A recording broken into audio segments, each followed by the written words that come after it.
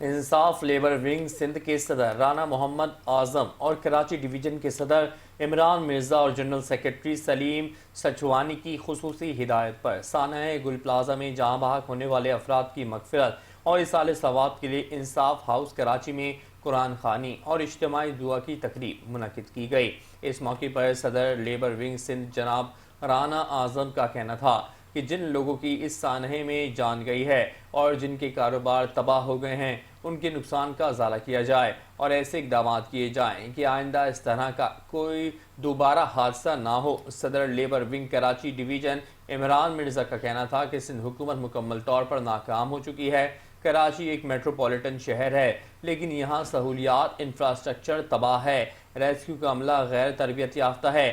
کراچی شہر جو اربوں روپے کا ٹیکس دیتا ہے اس کو صرف کمائی کا ذریعہ بنایا ہوا ہے، کراچی کو لاوارث چھوڑا ہوا ہے۔ اس سانحے میں ملوث لوگوں کو قانون کے کٹہرے میں لایا جائے اور سخت سے سخت سزا دی جائے۔ شرکاء نے سانحہ گل پلازا پر گہرے دکھ اور افسوس کا اظہار کیا۔